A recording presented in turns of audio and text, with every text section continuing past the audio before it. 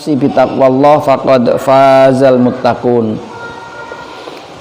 Alhamdulillah, pada pagi hari ini kita akan lanjutkan kajian kita untuk materi yang terakhir untuk bab zakat.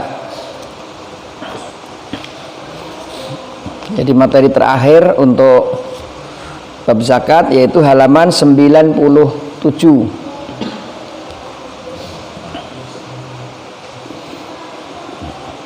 Kita akan membahas tentang 8 asnaf dalam zakat, 8 bagian orang yang boleh menerima zakat. Bismillahirrahmanirrahim. Qala al-muallifu rahimahullahu ta'ala. Faslun wa tudfa'u zakatu ilal asnafis samaniyah alladzina dzakarahumullahu ta'ala fi kitabil aziz fi qaulihi ta'ala innamas sadaqatu lil fuqara'i wal masakini wal amilina 'alaiha wal mu'allafati qulubuhum wa fir riqabi wal gharimina wa fi sabilillah wa banis sabil wa ila man yujadu minhum wa la yaktasiru ala aqalli min salasatin min kulli sinfin illal amil wa khamsatun la yajuzu daf'uha ilaihim al-ghaniyu bimalin aw kasbin wal abdu wa banu hasimi wa banul mutallib wal kafir wa man talzamul muzakki nafaqatuhu la yadfa'uha ilaihim bi ismil fuqara'i wal masakin.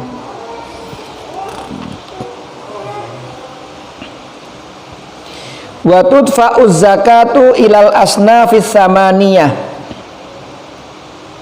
dan zakat itu disalurkan kepada 8 asnaf atau 8 bagian. Zakat itu disalurkan kepada 8 golongan.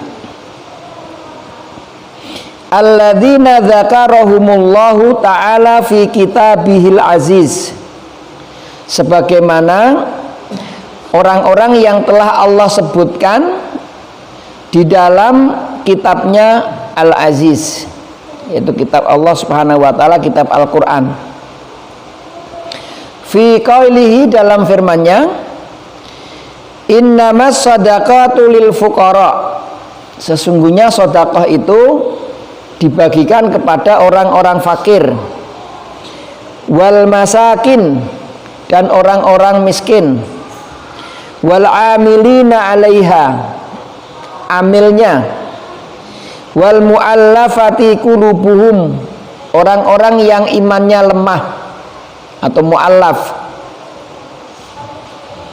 atau orang-orang yang hatinya ditundukkan untuk Islam. Wa fir riqab, orang-orang budak sahaya. Wal gharimin, orang-orang yang terlilit hutang. Wa fi sabilillah, orang-orang yang berada di jalan Allah. Wa banis sabil, dan orang-orang yang terputus biayanya di tengah jalan untuk kembali ke kampung halamannya atau ibnu sabil. Wa ila man yujadu minhum, dan jika didapatkan dari 8 golongan ini, jadi kalau 8 golongan ini ditemukan, wala yaktasiru ala aqalli min salasatin min kulli sinfin illal amil. Kalau 8 golongan itu ditemukan, wala yaktasiru, jangan sampai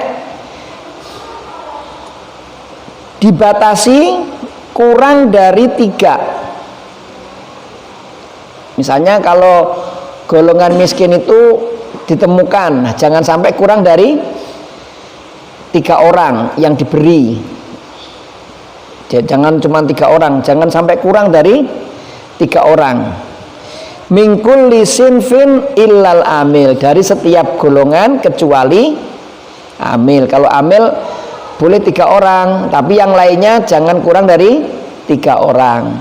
Kalau ditemukan, kan nanti ehwan sekalian, kan sering ada pertanyaan tuh di masyarakat, gimana nih, apa kita bagi rata 8 baru kita bagi. Nah, gimana kalau nggak ditemukan? Ada orang berhutang, tapi hutangnya hutang lancar, ya nggak perlu dapat zakat. Kan ada hutang lancar, ada hutang macet. Nah, yang maksudnya untuk mendapatkan apa? Mendapatkan zakat itu yang hutang macet, bukan hutang-hutang lancar. Ini orang bisnis punya hutang di bank bermiliar-miliar, tapi hasilnya lancar jaya gitu. Wah, ini perlu kasih zakat. Nggak begitu maksudnya. Yang macet, nggak punya kemampuan untuk bayar. Wa khamsatan la yajuzu daf'uha ilaihim. Kemudian ada 5 golongan yang zakat tidak boleh dibayarkan kepadanya. Ada 5 kelompok. Siapa? Al-ghaniyu bimalin au kasbin. Orang yang memiliki kekayaan atau orang yang punya kemampuan untuk mencari rizki. Kemampuannya baik sehingga dia menghasilkan uang, maksudnya begitu. Wal abdu,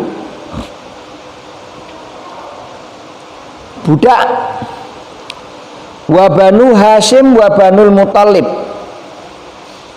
Bani Hashim dan Bani Muthalib. Wal kafir, orang kafir.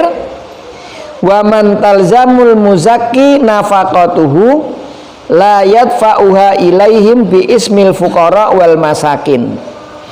Yang kelima, orang yang dalam tanggungan orang yang berzakat.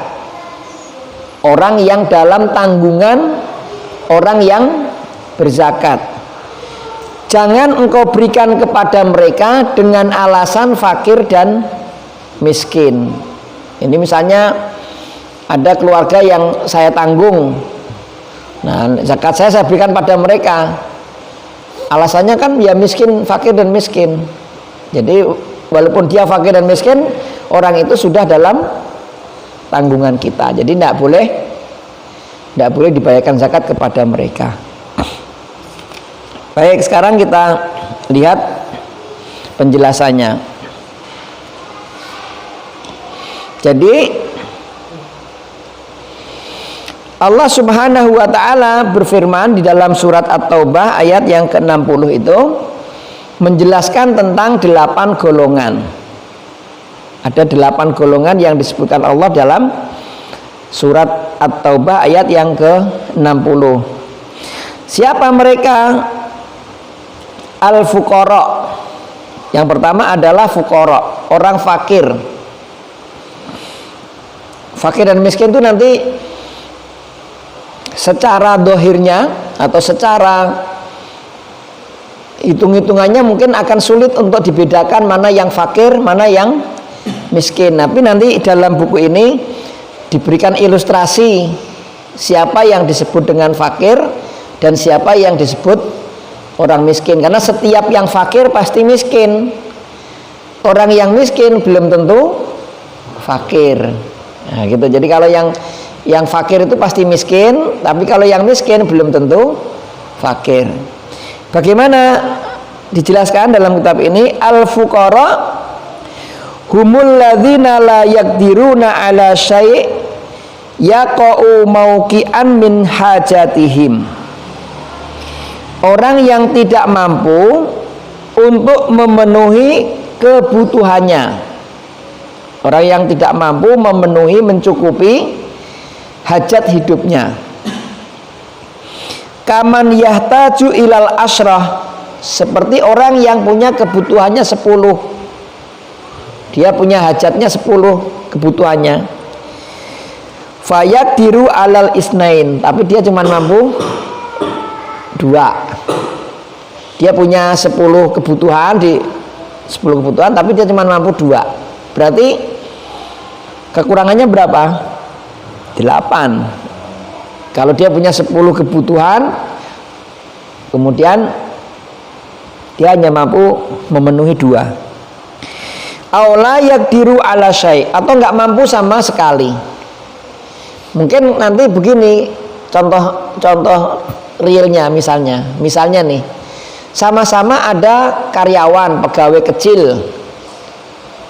Kalau misalnya ilustrasi yang saya buat, misalnya guru honor, sama-sama misalnya gajinya 1 juta misalnya. Yang satu kebetulan Allah takdirkan anaknya 2, yang satu anaknya 10. Gajinya berapa tadi? 1 juta. Yang anak 10 itu namanya fakir. Yang anaknya 2 miskin. Jadi kekurangannya yang anak 10 ini kurangnya banyak banget gitu. Kalau yang anaknya 2 ya kurang tapi enggak banget gitu. Itulah yang nanti membedakan antara fakir dan miskin. Jadi makanya setiap orang yang fakir pasti miskin, tapi orang yang miskin belum tentu fakir. Tapi dua-duanya tetap mendapatkan zakat. Nah, di sini nanti ada pertanyaan kadang-kadang, apakah zakat itu harus dibagi rata? Semuanya dapat 10 kilo misalnya. Nah, di sini letaknya bahwa tidak mesti harus dibagi rata. Bisa lebih, yang satunya lebih banyak. Bahkan kalau goreng nanti ya mungkin kalau zakat ini banyak ya mungkin bisa untuk membebaskan hutang betul. Nah, kalau hutangnya banyak gimana? Ya yang banyak itu yang diselesaikan.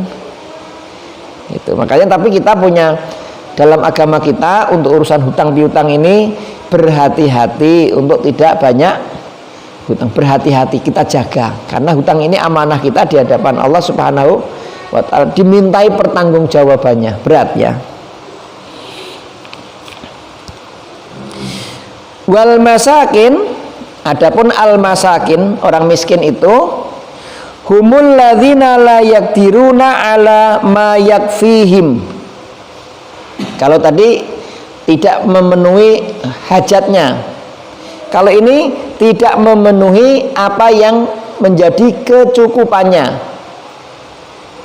Jadi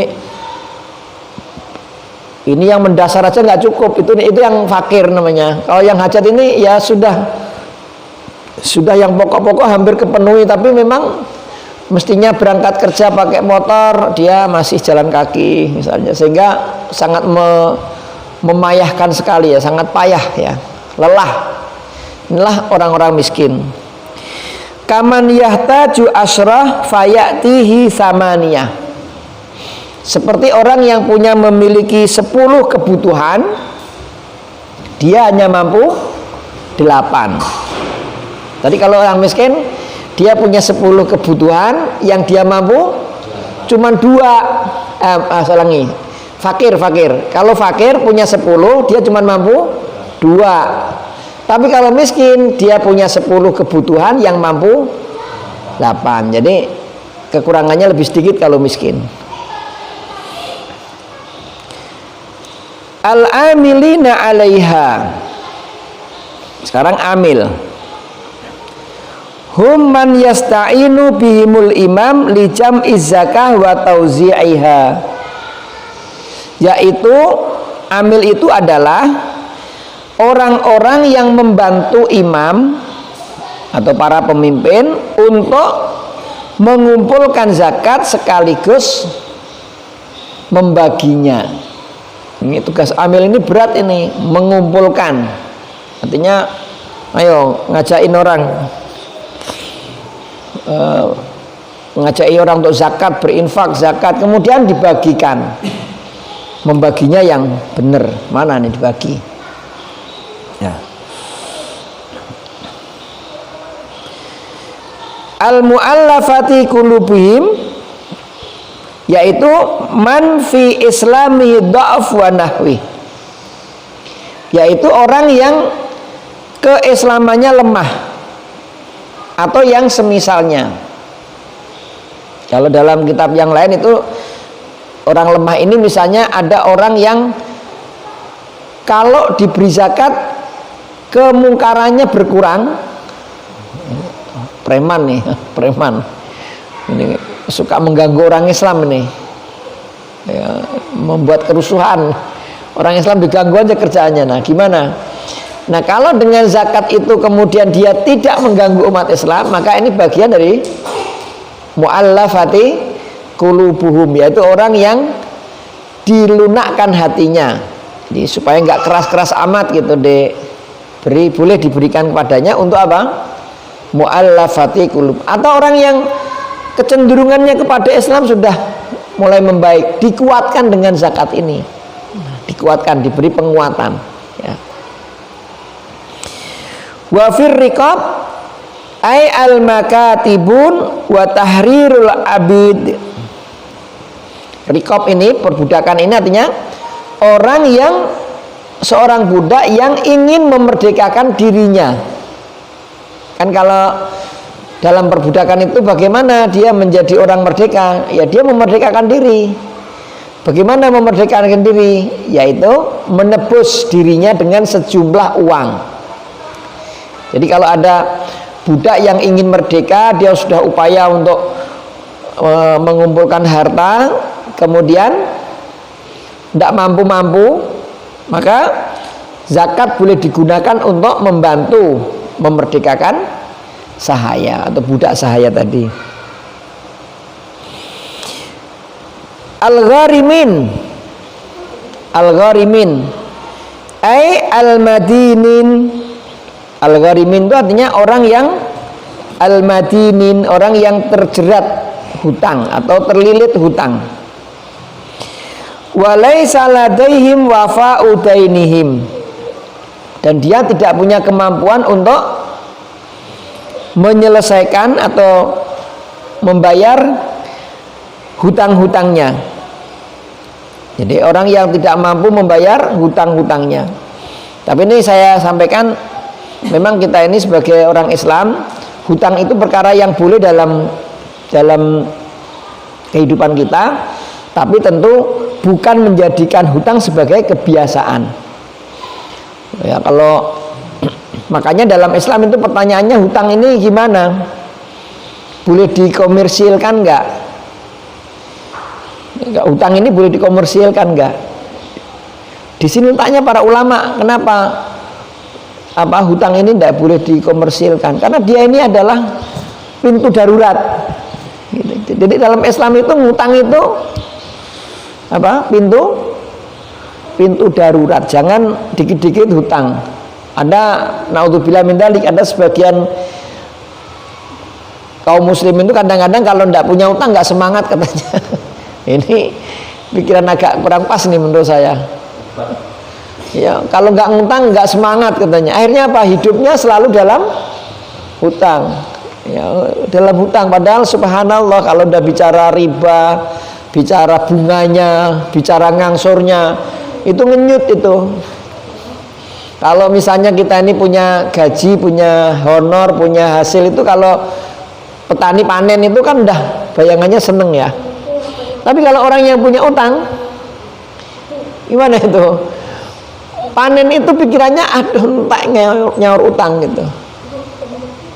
Panen, ini kita panen itu sudah yang kebayang bukan mau seneng, tapi mau payah lagi nih, karena udah mau waktunya apa? Jatuh tempo bayar lagi. Masya Allah. Makanya mudah-mudahan melalui pesantren kita, melalui LKS, kita punya program petani sadar zakat itu nanti dikembangkan betul, Ustaz. Dikembangkan supaya petani kita itu lepas dari hutang.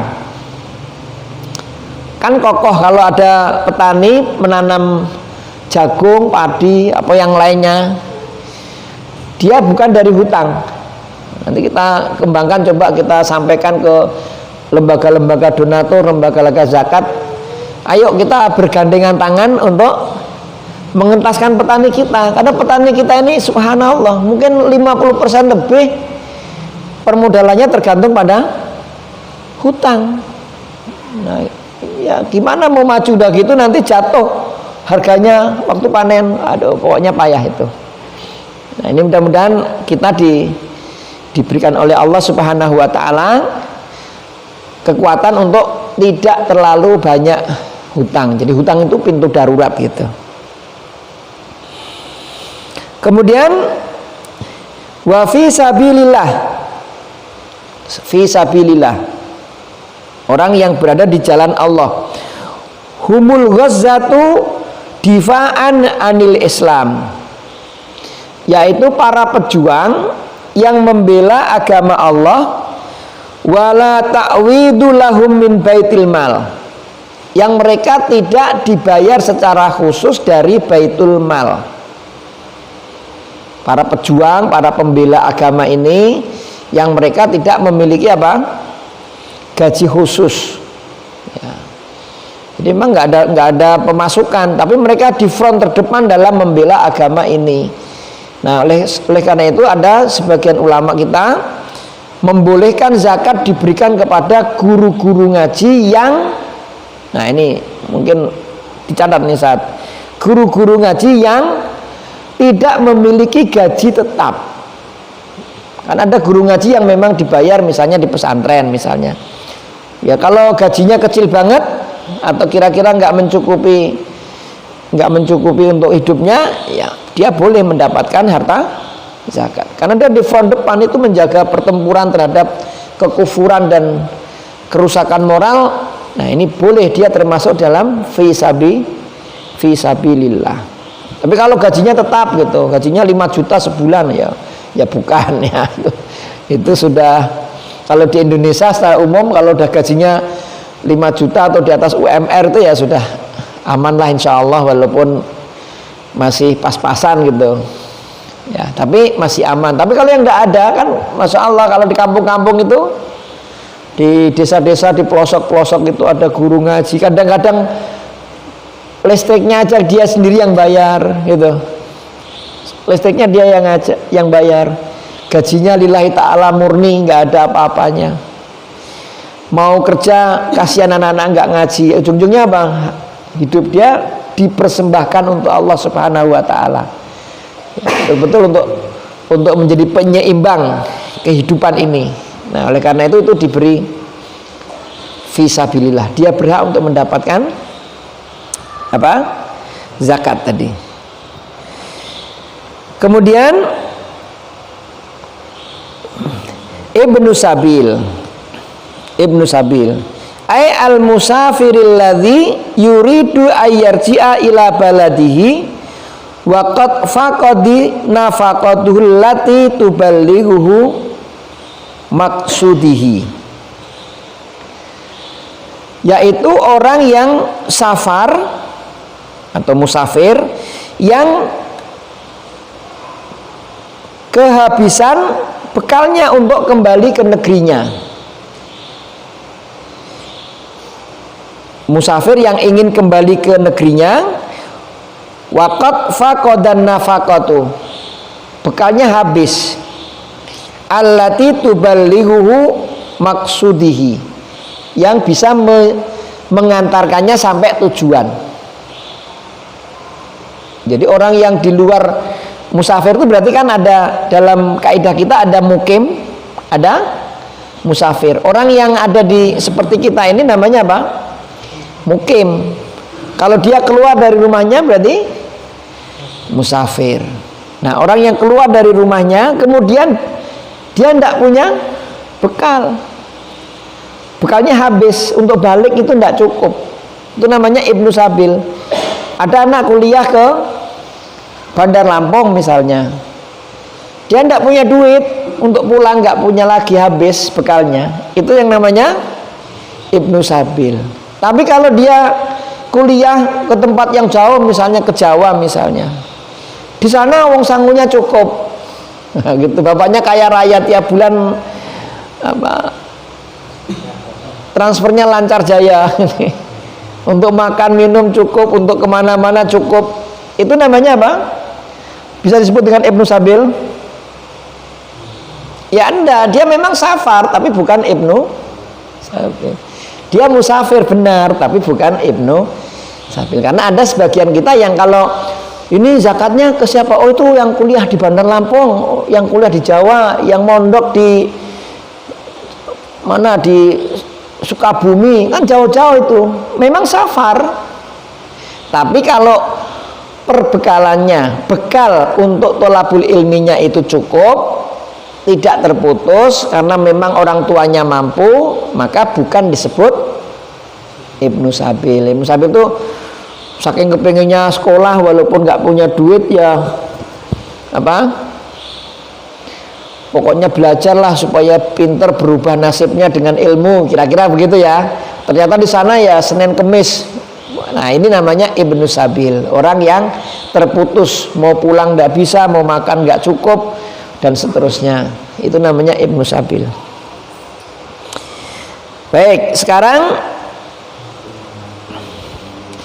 waham satan, kita lihat matanya. Waham satan la yajuzu daf'uha ilaihim.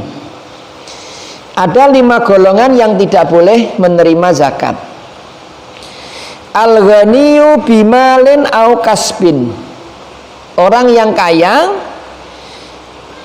atau orang yang punya kemampuan mencari uang, mencari rizki. Misalnya kalau orang yang punya kemampuan mencari rizki itu misalnya siapa itu kalau di sahabat itu? Sahabat yang nanya pasar siapa ketika hijrah? Abdurrahman bin Auf, Utsman bin Affan, Abdurrahman bin Auf ya. Gimana? Itu kan ketika ditawarin harta oleh sahabat Ansor, dia mengatakan mana pasar?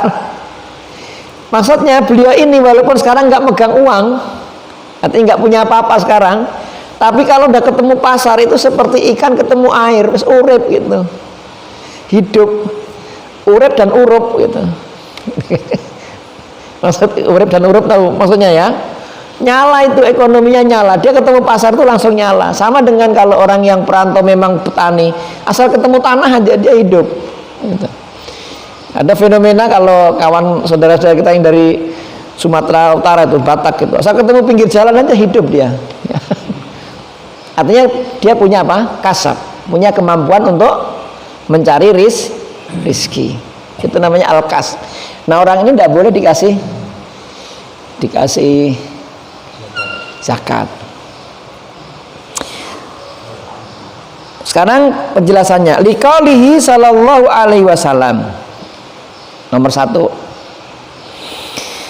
La tahillu sadaqatu li ghani.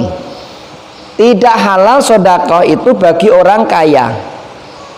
Maksudnya tidak halal, tidak boleh zakat itu diberikan kepada orang kaya. Wala lidzi mirratin sawi. Dan tidak boleh juga kepada orang yang kuat, yang mampu untuk usaha. Dzi mirratin sawiyin. Dzi mirratin sawiyin. Orang yang mampu untuk melakukan usaha. Dia melakukan usaha itu cepat ini. Dia memang tadi punya skill, punya kasab tadi, punya kemampuan. Ya, skillnya dahsyat gitu. Kalau yang skillnya pas-pasan ya itu yang miskin tadi ya, miskin. Kalau di safar dia jadi Ibnu Sabil, kalau di tempat dia jadi fakir dan miskin ya. Rawat Tirmidzi wa Abu Dawud. Demikian juga diriwayatkan oleh Imam Tirmidzi dan Abu Dawud.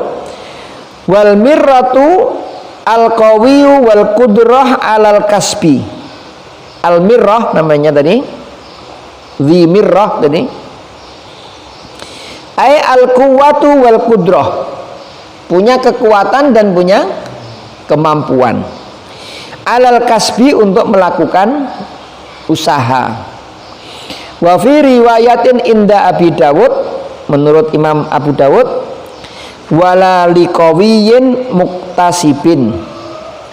Dzi mirrah tadi itu sama dengan liqawiyyin muktasibin, orang yang kuat lagi mampu usaha. Kemudian wal abdu yang kedua budak, wa banu Hasyim wa banul Muthalib. Yang ketiga adalah keturunan Bani Hasyim dan Bani Muthalib.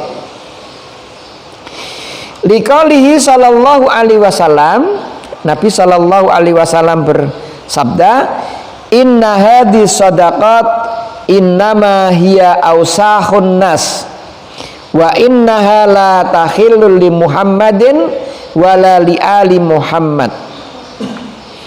Sesungguhnya sedekah ini atau sesungguhnya zakat ini dia adalah tidak lain adalah ausahun nas, kotoran manusia. Jadi kotoran hartanya manusia. Makanya zakat itu artinya apa? Mensucikan harta. Jadi harta-harta yang perlu disucikan. Jadi Nabi SAW mengatakan sesungguhnya zakat itu, sedekah itu adalah ausahun nas, bagian harta yang kotor miliknya manusia yang bukan haknya, ya. La tahillu li Muhammadin wala li ali Muhammad. Maka dia tidak halal untuk Muhammad dan untuk keluarga Muhammad sallallahu alaihi wasallam. Rawahu Muslim, diriwayatkan oleh Imam Muslim. Wa rawal Bukhari wa Muslim, Imam Bukhari dan Imam Muslim juga meriwayatkan an Abi Hurairah radhiyallahu an, dari Abi Hurairah radhiyallahu an. Qala, beliau berkata, ahodal Hasan bin Ali tamrotan min tamris sadaqah. Hasan putranya Ali,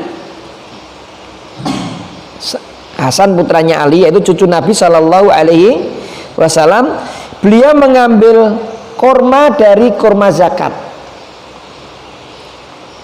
Faja'ala fihi, kemudian dimasukkan ke dalam mulutnya, maksudnya dimakan itu, mau dimakan. Faqala Nabi Shallallahu Alaihi Wasallam, kemudian Nabi Shallallahu Alaihi Wasallam bersabda, keh, maksudnya keluarkan, lihat rohaha, untuk mengeluarkan makanan itu, mengeluarkan apa? Tamr tadi. Qala ama sya'arta anna la na'kulus sadaqah. Apa kamu tidak ngerti kalau kita ini, artinya alu Muhammad tadi, la na'kulus sadaqah, kami tidak boleh makan sedekah. Ini kan termasuk kisah kenabian, tanda-tanda kenabian Nabi itu kan disebutkan oleh nabi-nabi sebelumnya. Nabi Muhammad itu adalah tidak memakan zakat. Makanya Salman Al-Farisi itu salah satu sahabat yang pengen mengetahui apakah dia benar nabi atau bukan, itu ngujinya dengan zakat ini gitu. Jadi datang kepada Rasulullah Shallallahu Alaihi Wasallam, dia sebelum masuk Islam mengatakan, aku membawa kepadamu zakat. Nabi Muhammad dibawain, aku bawakan kepadamu zakat nih, makanan zakat. La na'kulu zakah, kemudian itu tidak dimakan oleh Nabi. Nabi nggak memakan. Kata Salman, sahabat Salman radhiyallahu an, oh berarti dia benar-benar Nabi karena nggak memakan zakat. Kemudian datang lagi, dia katakan, aku memberimu hadiah, dan kemudian dimakan oleh Nabi Shallallahu Alaihi Wasallam. Jadi kata sahabat Salman ini, oh berarti ini ciri yang pertama benar. Jadi ciri bahwa tanda Nabi, bahwa Muhammad adalah seorang Nabi itu ditandai dengan apa? Tidak memakan zakat. Kemudian dia cari lagi, salah satunya apa dalam Injil itu? Di belakang Nabi itu ada toh, kalau bahasa Jawanya, ada tempelan hitam di tengkuknya. Salman berusaha pengen lihat tuh di tengkuknya itu ada apa tuh. Akhirnya apa? Rasulullah tahu bahwa ini adalah orang ini ingin membuktikan apakah dia nabi atau bukan. Maka Nabi SAW kemudian berpura-pura merunduk agar Salman melihat tanda hitam di tengkuknya tadi. Jadi Nabi pura-pura menunduk mengambil sesuatu supaya sahabat, orang yang ingin tahu tentang ciri-ciri kenabian itu bisa melihat. Jadi Nabi agak merunduk sehingga Salman melihat ada tanda kenabiannya yang di belakang. Jadi di antara tanda kenabian Nabi itu tidak memakan zakat dari manusia. Jadi tidak boleh bagi keluarga Nabi Shallallahu Alaihi Wasallam. Kemudian wal muradu bi ali Muhammad, yang dimaksud dengan ali Muhammad, keluarga Nabi Muhammad adalah Shallallahu Alaihi Wasallam Banu Hashim wa Banul Muthalib, yaitu keluarga besar keturunan Hashim dan keturunan Muthalib. Ya. Wa muqabil tahrimuz zakah, keharaman zakat ini nanti diganti oleh Allah, yu'tuna khamsal humus minal ghanimah. Beliau diberikan humus 1/5 dari ghanimah. Jadi penggantinya zakat itu, kan zakat itu nanti dibagi 5, 1/5-nya untuk Nabi dan keluarganya. Kama sayati fi kitabil jihad, yang insya Allah akan kita bahas nanti dalam bab jihad. Nah, jadi kalau nggak dilanjutkan kajian ini ya nggak ketemu tentang apa humus dari ghanimah itu gitu. Makanya memang ngaji itu harus tuntas ya. Jangan separuh-separuh kayak makan jagung yang setengah mateng. Nanti bukannya kenyang malah perutnya kembung. Ya mudah-mudahan kita diberi Allah istiqomah di dalam thalabul ilm, mudah-mudahan. Kemudian yang terakhir wal kafir, belum terakhir ya. Wal kafir. Liqali sallallahu alaihi wasallam li Mu'ad radhiyallahu an. Ini larangan zakat untuk orang kafir itu sebagaimana kata Nabi kepada Mu'ad radhiyallahu an. Fa'alimhum anna alaihim sadaqah. Ketika beliau diperintah Nabi SAW ke Yaman, Nabi mengatakan, ajarkan kepada mereka wahai Mu'ad untuk mereka membayar zakat atau sedekah itu. Tu'khadhu min aghniyaihim faturaddu ila fuqaraihim, yang diambil dari orang kaya di antara mereka dan dibagikan kepada orang-orang fakir di antara mereka. Al muradu aghniya'il muslimin, yang dimaksud adalah orang kaya dari kaum muslimin. Wa fuqaraihim, dan fakir dari mereka. Fakama annaha la tu'khadhu min aghniya'i ghairil muslimin fala tudfa'u li fuqara'i ghairihim.